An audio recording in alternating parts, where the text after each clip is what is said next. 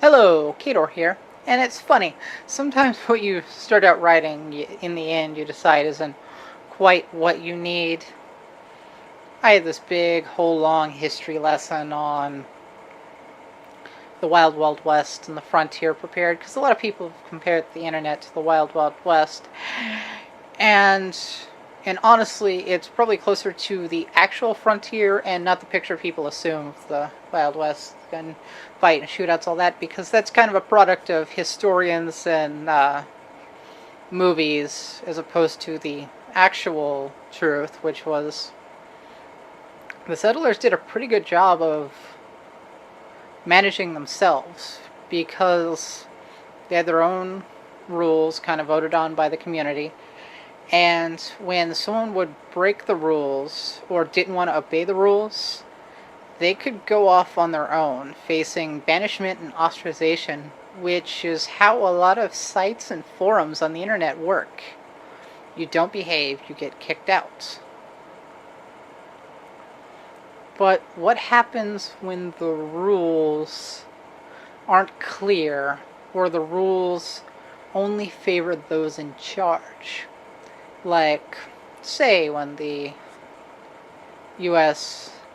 government, pushed by wealthy businesses wanting to build the transcontinental railroad, essentially a bunch of companies wanting to kind of make profit off the Old West, regardless of who was there to begin with and who owned the land, decides to use the might of the U.S. military to just gun down anyone who opposed their taking of the land, and even enslave those who opposed them. You might get something like an army of mindless YouTube robots taking down ContentId matches for people who don't actually own the rights to the content. Those who don't know history are doomed to repeat it. And I'm trying to cram this all into a 15-minute video, so you're going to get the abridged version of what I originally wrote. Fun. Now,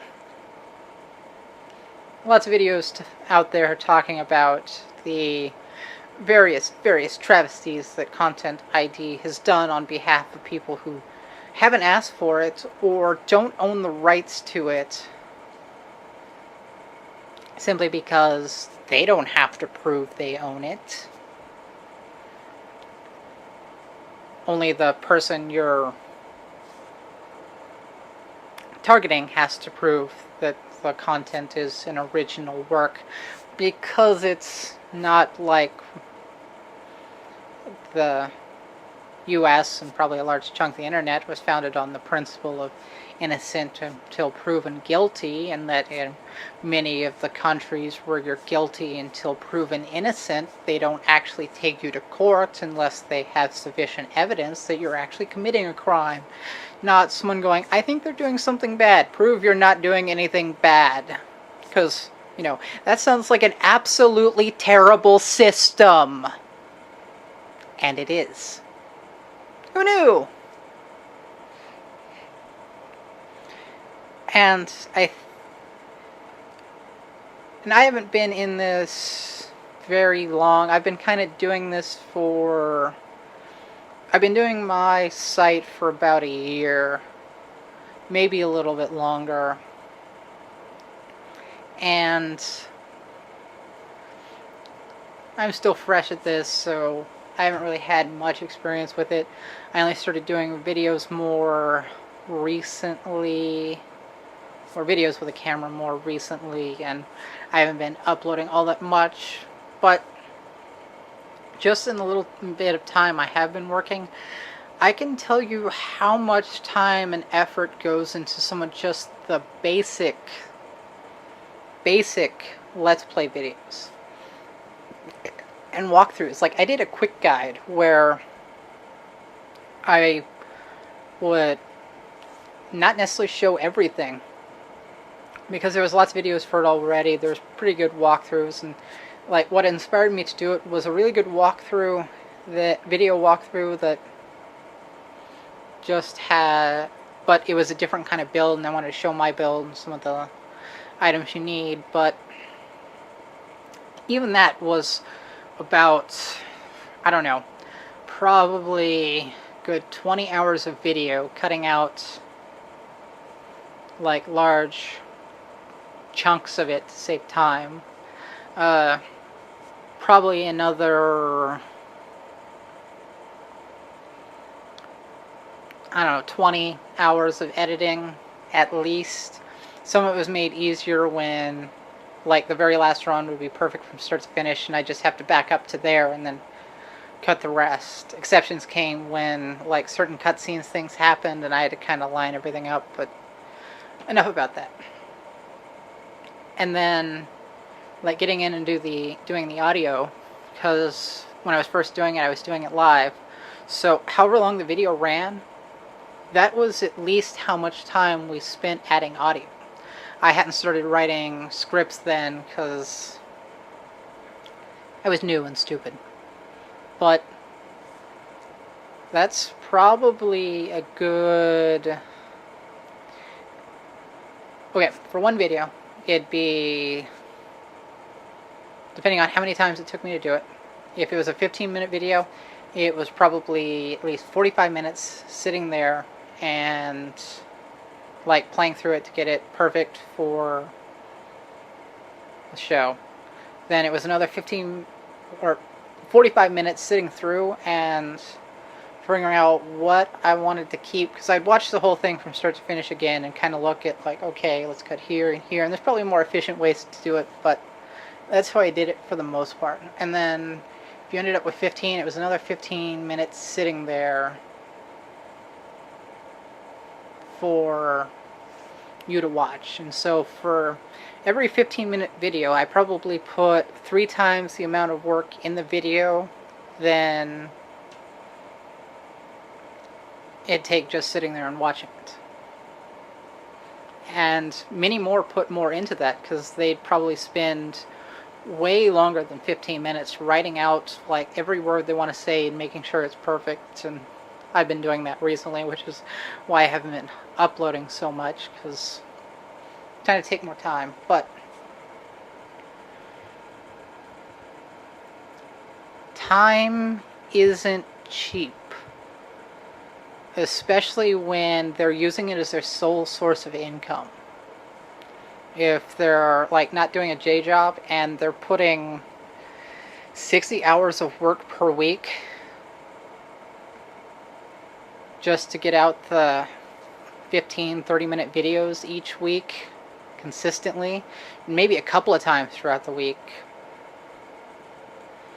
then they deserve to make money. Because when I first started doing this and I started doing reviews on movies, I thought, well, maybe it isn't right if most of what I'm showing is their footage and I'm just critiquing it. But then I thought about it. We pay teachers to teach stuff from a book that turns out to be absolutely wrong way too often. I don't know how many things I learned in high school that just turned out to be completely false. And yet they still get paid. Not only do they get paid, they get a certain amount guaranteed per year, regardless of how their students are doing. Now, if all their students are doing poorly, they may not be coming back next year, but their income isn't based on how well they do each time they enter the classroom. But for YouTube videos, that's exactly what they have to do. They only get paid if they get people in the seats showing up to watch. And someone claiming the entire income of a video for a 15-second clip that is technically within fair use is a travesty. And it's downright criminal. You could almost have a civil case against them for that if you chose to fight it. And I think what the ContentId system needs is a human element. A lot of people have been talking about Google, YouTube, whoever, owns it just hiring a team of people to overlook this, but I don't necessarily think that's the right answer. It's certainly a answer, and I think an army of people is needed to cover it, but I think the power of the crowd is actually more powerful. I mean, we use crowdsourcing to uncover DNA and genealogy and discover stars and position orbiting satellites and networks and just use donating the power of their computer to power stuff. A couple weeks ago, I watched an part of a Earthbound stream where they were raising money to pay for a kid's medical bill by auctioning off a copy of the game Earthbound, and all sorts of other things for other charities. I've seen online webcomics get funded another year simply because their users decided to agree to make a $1, $30, $60, $100 contribution to keep them going. That's a power we can't deny. The power of 100 people, or hundreds of thousands of millions of people who sit there every day just watching a ton of YouTube videos. Why can't you just put in an option that the video you're watching has been claimed as content of this person at this point?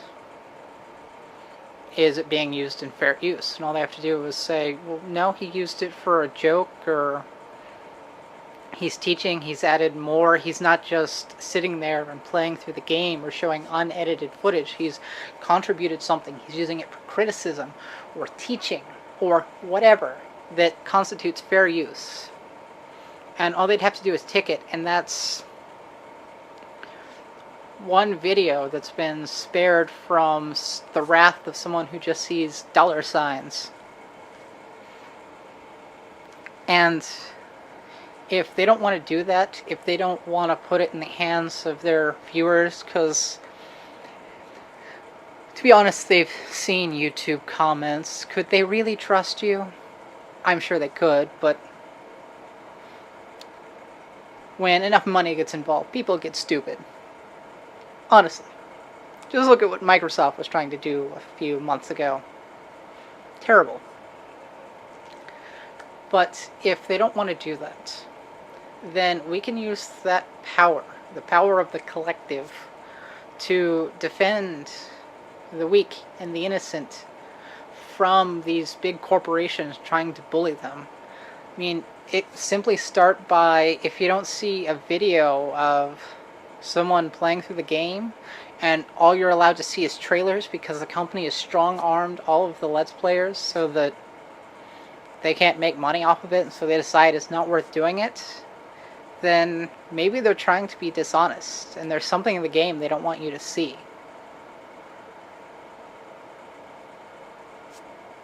Start distrusting them.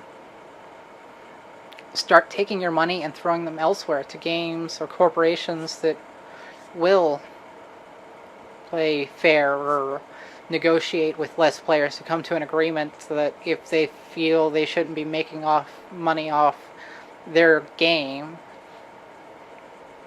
that instead of taking 100%, they could take the percentage used, or whatever method you want to go. If they don't want to do that, then send the money elsewhere, or better yet, take that money and crowdsource legal teams or lawyers to help defend the rights of these people. I mean, how great is it in a video game when you can turn the own boss's power against him, to topple a giant by using his strength, the power they thought they had, and funneling it to someone else. They may not realize it yet, but gamers have been technically trained for this thing for years. I mean, what other community has produced people that will get through World of Warcraft, a game predominantly about killing stuff, without killing a single thing and getting to max level simply by gathering herbs and mining stuff?